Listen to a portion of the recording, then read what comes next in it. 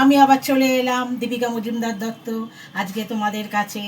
আজকে আবার একটা নতুন রান্না নিয়ে কি দেখো আমি আজকে কি রান্না করছি।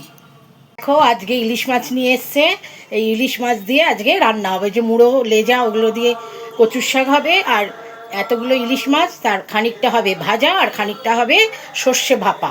আর ওই যে রুই মাছের পিস 3টে এনেছিল, একটা কালিয়া করেছে আর 2টো রয়েছে ভাজা। তাহলে দেখতে পাচ্ছ, এবার আমি এর মধ্যে হলুদ নুন মাখিয়ে তারপরে আমি আমার রান্না শুরু করব। ঠিক আছে, আজকে লোক আসবে তো তাই, নাহলে তোমরা কর্তা গিন্নি। ঠিক আছে, করো, আমি করছি, তোমরা দেখতে থাকো। এই যে দেখো, এবার মাছগুলোতে আমি কি করেছি, নুন হলুদ মাখিয়ে রেখেছি। তোমাদের তো বললাম কিছুটা রেখে দেবো, কিছুটা করব।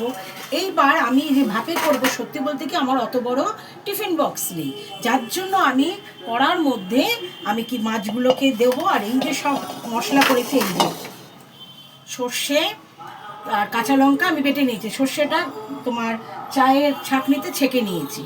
তাছাড়া দিচ্ছি আমি সর্ষে দিয়ে করলেও খানিকটা জিরের গুঁড়ো দিই, টক দই, সর্ষের তেল, নুন আর সামান্য মিষ্টি আর কাঁচা লঙ্কা চিড়ে দেবো। এই হবে আমার আজকে এটার মধ্যে। তাহলে আমি মাছগুলোকে এর মধ্যে রেখে সর্ষে তেল দিয়ে আর কি দরাজ হস্তে সর্ষে তেল দিতে হবে, যেহেতু ইলিশ মাছ। ঠিক আছে, তাহলে আমি এগুলো করছি, তোমাদের দেখাই কি করে আমি এক এক করে মেখে করছি। হ্যাঁ, তোমরা দেখতে থাকো। তাহলে আমি এই যে সর্ষেগুলোকে কি করব বলো তো, সর্ষেগুলোকে আমি কড়াটার মধ্যে দিয়ে নিচ্ছি। এই যে সর্ষে পেস্টটা কাঁচা লঙ্কা দিয়ে যে করেছি, সেই সর্ষে পেস্টটা আমি কড়াতে দিয়ে দিচ্ছি। আমি তো বললাম বাটিতে করব না, টিফিন বক্সে করব না, আমি কড়া দিয়েই করব, কড়ার মধ্যেই করব। টেস্ট খারাপ লাগে না, একই লাগে, খুব একটা হেরফের হয় না। এটা দিলাম, এই যে একটু জিরের গুঁড়ো, টক দই ফেটিয়ে রেখেছিলাম,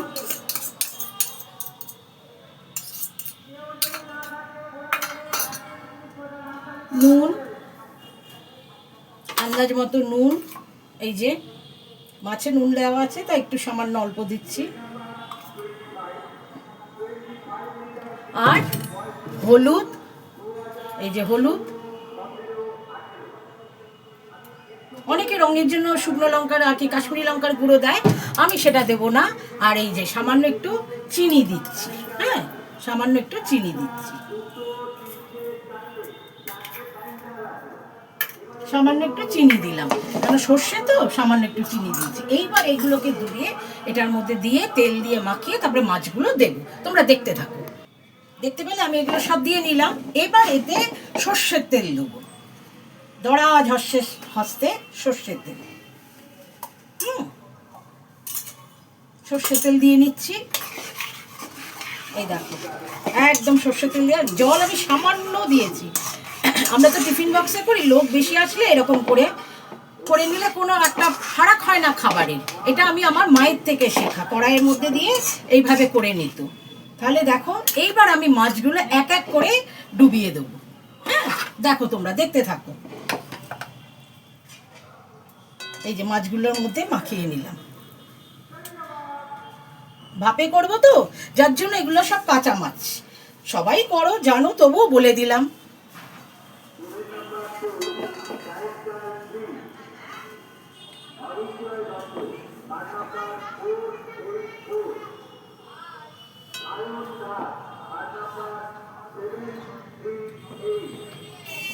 এই যে খানিকটা রেখে দিলাম ভাজার জন্য, আর খানিকটা আমি এই যে মাছ ভাপে করছি।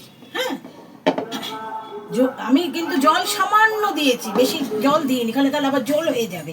এইবার এর মধ্যে আমি কি দেবো দেখো, কটা কাঁচা লঙ্কা চিড়ে রেখেছি, ওই চেরা কাঁচা লঙ্কাগুলো এর মধ্যে দিয়ে দেবো। এই দেখো, চেরা কাঁচা লঙ্কা কটা আমি দিয়ে দেবো।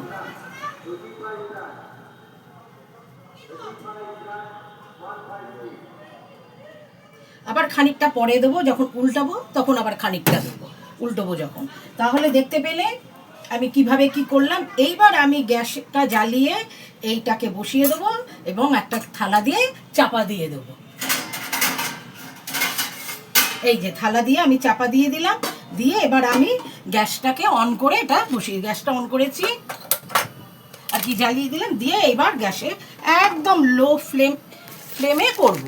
এই দেখো, দেখেছো বসিয়েছি। এবার আমি আঁচটা কমিয়ে দিলাম, মিডিয়াম টু লো, অত হাই ফ্লেমে দেবো না। হ্যাঁ, মিডিয়াম টু এটাতে দিলাম, লোয়ে দিলাম। এবার এটা আস্তে আস্তে ওর কাজও করুক। পরে মাঝখানে আমি ঢাকা চাপা তুলে আবার মাছগুলো একটু উল্টে দেবো। তোমরা দেখতে থাকো। দেখো এইরকম আমি একটুখানি ঢাকাটা তুলে মাছগুলো উল্টে দিয়েছি, দিয়ে আবার আমি এখন আবার গ্যাসটা জ্বালিয়ে এই ঢাকাটা দিয়ে দিচ্ছি। আবার এবার হোক। ইলিশ মাছ তো নিমেষ হয়ে যায়, খুব নরম মাছ। এবার আবার চাপা দিয়ে দিলাম, দিয়ে আবার এটাকে একদম মিডিয়াম এতে দিয়ে আঁচটা দিয়ে আমি বন্ধ করে দিলাম। দেখো মাছটা হয়ে গেছে, দেখতে পেয়েছো? এইবার এর মধ্যে আমি কাঁচা সর্ষের তেল দিয়ে নামিয়ে নেব। তাহলে আমার এইটা ইলিশ মাছের ভাপে হয়ে গেল।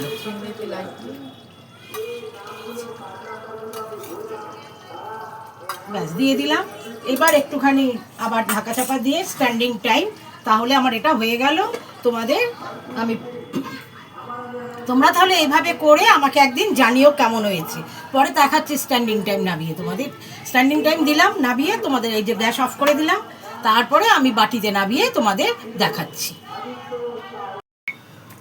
দেখো আমি আর না বাটিতে নামিয়ে দেখাচ্ছি না, কড়াটাতেই থাক। কেন বলো তো? তাহলে দিতে সুবিধা হবে। এবার কড়াই থেকে নিয়ে নিয়ে সবাইকে দিতে পারবো। দেখতে পাচ্ছ কেমন হয়েছে? এরকম হয়েছে। তাহলে তোমরা করে খেয়েও, খেয়ে আমাকে বলো কেমন খেলে। হ্যাঁ, আমি তোমাদের ওই সামান্য কথা শোনার জন্যই বসে থাকি। তাহলে রাখি, বাই, টেক কেয়ার।